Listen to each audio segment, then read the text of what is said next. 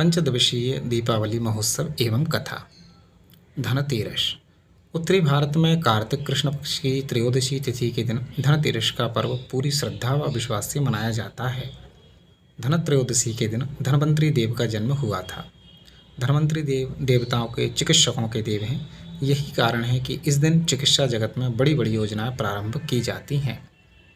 देव धनवंतरी, देवी लक्ष्मी जी और धन के देवता कुबेर के पूजन की परंपरा है। इस दिन यमदेव को भी दीपदान किया जाता है। इस दिन यमदेव की पूजा करने से घर में असमय मृत्यु का भय नहीं रहता है। धनत्रयोदशी के दिन यमदेव की पूजा करने के बाद घर के मुख्य द्वार पर दक्षिण दिशा की ओर मुख वाला दीपक पूरी रात्रि जलाना चाहिए। इस दीपक में कुछ पैसा व कौड़ी भी डाली जाती है। धनतेरस की पूजा शुभ मुहूर्त में करनी चाहिए।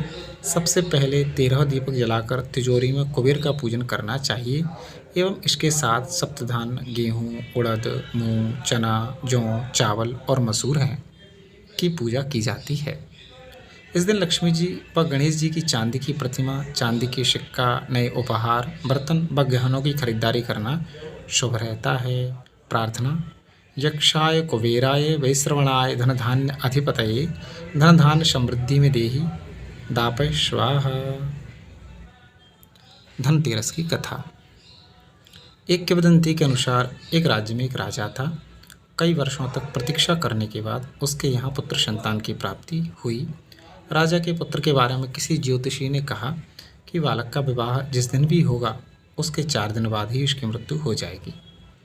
ज्योतिषी की यह बात सुनकर राजा को बेहद दुख हुआ और ऐसी घटना से बचने के लिए उसने राजकुमार को ऐसी जगह पर भेज दिया जहां आसपास कोई स्त्री न रहती हो।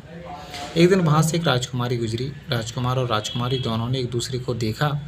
दोनों एक दूसरे को देखकर मोहित हो गए और उन्होंने आपस में विवाह कर लिया।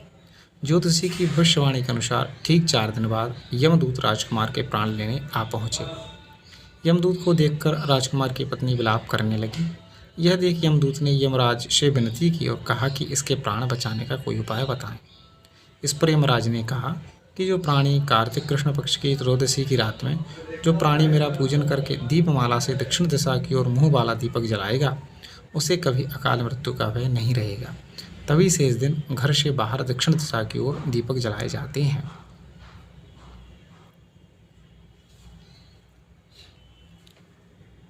नरक चतुर्दशी रूप चौदस छोटी दीपावली। दीपावली पर्व के ठीक एक दिन पहले मनाई जाने वाली नरक चतुर्दशी को छोटी दीपावली, रूप चौदस और काली चतुर्दशी भी कहा जाता है। मान्यता है कि कार्तिक कृष्ण चतुर्दशी के विधि विधान से पूजा करने वाले व्यक्ति को सभी पापों से मुक्ति मिल जाती है। कार्तिक कृष्ण चतुर्दशी के दिन अपने घर के मुख्य द्वार के बाहर यम के नाम का चौमुखा तेल का दीपक जलाते हैं जिससे अकाल मृत्यु कभी न आए। इस दिन निशीथ काल अर्धरात्रि का समय में घर के बेकार के सामान फेंक देना चाहिए। इस परंपरा को दारिद्र्य निस्सारण कहा जाता है। मान्यता है कि नरक चतुर्दशी के अगले दिन दीपावली पर लक्ष्मी जी घर में प्रवेश करती हैं, इसलिए दारिद्र्य यानी गंदगी को घर से निकाल देना चाहिए। कार्तिक कृष्ण चतुर्दशी को प्रातःकाल अपामार्ग और चकबक को स्नान के समय मस्तक पर घुमाना चाहिए। इससे नरक के भय का नाश होता है। उस समय निम्न प्रकार से प्रार्थना करें। प्रार्थना। शीतालोष्ट सहायुक्त संकट दलान्वित हर पाप मपा मार्ग भ्राम्यमाण पुनः पुनः। नरक चतुर्दशी कथा। एक कथा के अनुसार आज के दिन ही भगवान श्री कृष्ण ने अत्याचारी और दुराचारी असुर नरकासुर का वध किया था और 16,100 कन्याओं को नरकासुर के बंदी गृह से मुक्त कर उन्हें सम्मान प्रदान किया था। इस उपलक्ष्य में दियों की बारात सजाई जाती है। इस दिन के व्रत और पूजा के संदर्भ में दूसरी कथा यह है कि रंतिदेव नामक एक पुण्य आत्मा और धर्मात्मा राजा थे। उन्होंने अनजाने में भी कोई पाप नहीं किया था, लेकिन जब मृत्यु का समय आया तो उनके समक्ष यमदूत खड़े हुए। यमदूत को सामने देख राजा अचंभित हुए और बोले, मैंने तो कभी कोई पाप कर्म नहीं किया, फिर आप लोग मुझे लेने क्यों आए हो? क्योंकि आपके आने का मतलब है कि मुझे नरक जाना होगा। आप मुझ पर कृपा करें और बताएं कि मेरे किस अपराध के कारण मुझे नरक जाना पड़ा है। यह सुनकर यमदूत ने कहा कि हे राजन, एक बार आपके द्वार से एक बार एक ब्राह्मण भूखा लौट गया था। वह उसी पाप कर्म का फल है। इसके बाद राजा ने यमदूत से 1 वर्ष समय मांगा। तब यमदूतों ने राजा को 1 वर्ष की मोहलत दे दी। राजा अपनी परेशानी लेकर ऋषियों के पास पहुंचे और उन्हें अपनी सारी कहानी सुनाकर उनसे इस पाप से मुक्ति का क्या उपाय पूछा। तब ऋषि ने उन्हें बताया कि कार्तिक मास की कृष्ण पक्ष की चतुर्दशी का व्रत करें और ब्राह्मणों को भोजन करवाकर उनके प्रति हुए अपने अपराधों के लिए क्षमा याचना करें। राजा ने वैसा ही किया जैसा ऋषियों ने उन्हें बताया। इस प्रकार राजा पाप मुक्त हुए और उन्हें विष्णु लोक में स्थान प्राप्त हुआ। उस दिन से पाप और नरक से मुक्ति हेतु भूलोक में कार्तिक चतुर्दशी के दिन व्रत प्रचलित है। अमावस्या लक्ष्मी पूजन। लक्ष्मी जी और शाहूकार की बेटी की कथा। एक गांव में एक शाहूकार था। उसकी बेटी प्रतिदिन पीपल पर जल चढ़ाने जाती थी। उस पेड़ पर लक्ष्मी जी का वास था। एक दिन लक्ष्मी जी ने लड़की से कहा, मैं तुम्हारी मित्र बनना चाहती हूँ। लड़की ने कहा, मैं अपने पिता से पूछकर बताऊंगी। यह बात उसने अपने पिता को बताई तो पिता ने हाँ कर दी। दूसरे दिन शाहूकार की बेटी ने सहेली बनना स्वीकार कर लिया। दोनों अच्छे मित्रों की तरह आपस में बातचीत करने लगीं। एक दिन लक्ष्मी जी शाहूकार की बेटी को अपने घर ले गईं। अपने घर में लक्ष्मी जी उसका दिल खोलकर स्वागत किया। उसे अनेक प्रकार के भोजन परोसे। भोजन के उपरांत लड़की घर लौटने लगी। लक्ष्मी जी ने प्रश्न किया कि अब तुम मुझे कब अपने घर बुलाओगी। लड़की ने लक्ष्मी जी को अपने घर बुला तो लिया, किंतु अपने घर की आर्थिक स्थिति देखकर वह उदास हो गई। साहूकार ने अपनी बेटी को उदास देखा तो उसने अपनी बेटी को कहा कि तू फौरन मिट्टी से चौका लगाकर साफ सफाई कर, 4 बत्ती के मुख वाला दिया जला और लक्ष्मी जी का नाम लेकर बैठ जा। उसी समय एक चील किसी रानी का 9 लाख हार लेकर उसके पास डाल गई। लड़की ने उस हार को बेचकर सोने की चौकी, थार और भोजन की तैयारी की। थोड़ी देर में श्री गणेश के साथ लक्ष्मी जी उसके घर आ गईं। शाहूकार की बेटी ने दोनों की खूब सेवा की। उसकी खातिर से लक्ष्मी जी बहुत प्रसन्न हुई और शाहूकार बहुत अमीर बन गया। श्री राम का अयोध्या वापस आना। धार्मिक ग्रंथ रामायण में यह कहा गया है कि जब 14 वर्ष का वनवास काटकर राजा राम लंका नरेश रावण का वध कर वापस अयोध्या आए थे, उनके आने की खुशी में अयोध्या वासियों ने अयोध्या को दियों से सजाया था। अपने भगवान के आने की खुशी में अयोध्या नगरी दियों की रोशनी में जगमगा उठी थी। एक अन्य कथा के अनुसार भगवान कृष्ण ने दीपावली से एक दिन पहले नरकासुर का वध किया था। नरकासुर एक दानव था और उसके पृथ्वी लोक कोश के आतंक से मुक्त किया था। बुराई पर अच्छाई की जीत के प्रतीक के रूप में भी दीपावली पर्व मनाया जाता है। इंद्र और बलि कथा। एक बार देवताओं के राजा इंद्र से डरकर राक्षस राज बलि कहीं जाकर छुप गए।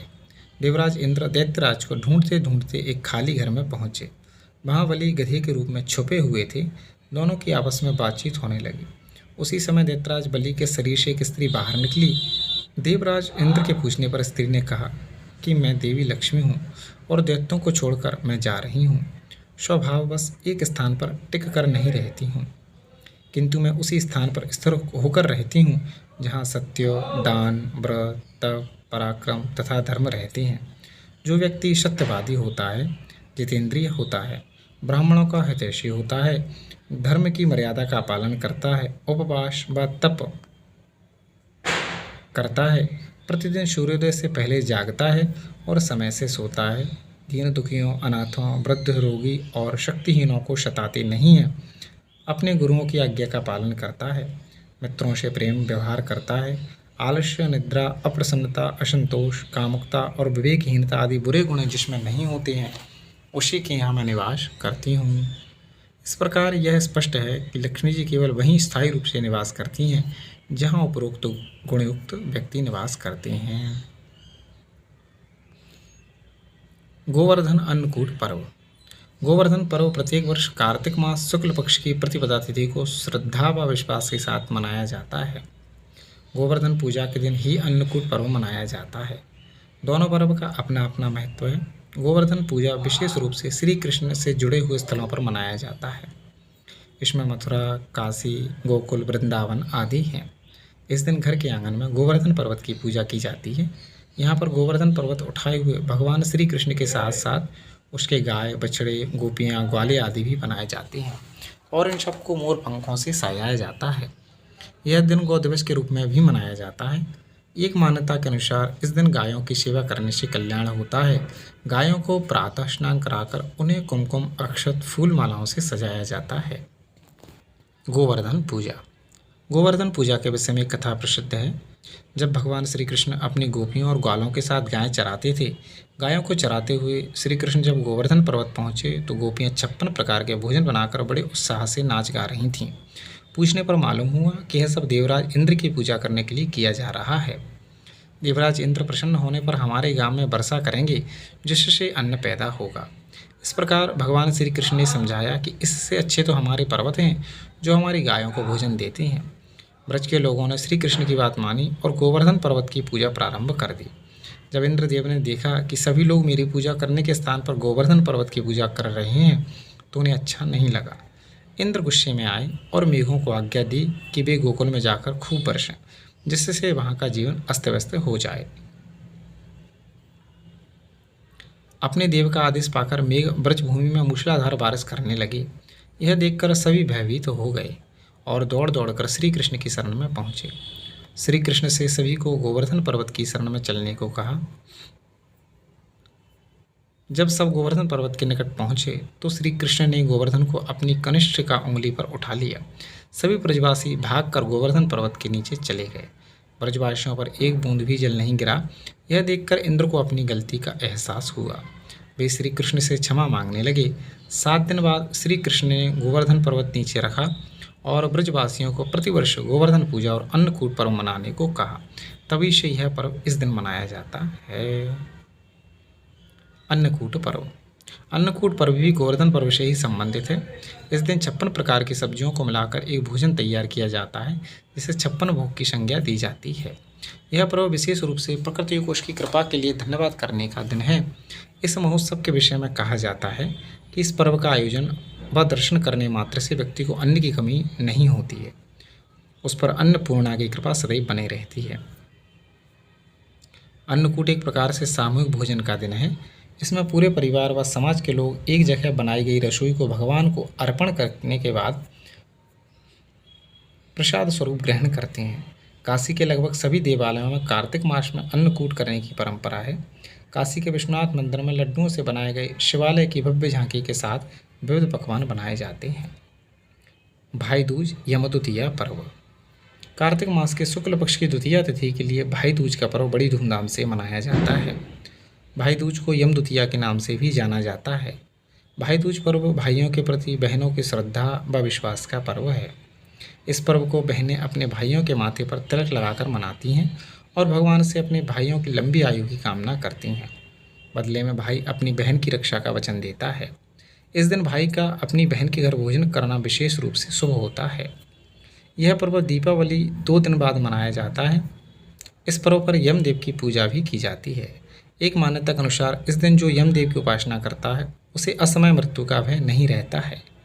भाई दूज के विषय में मान्यता।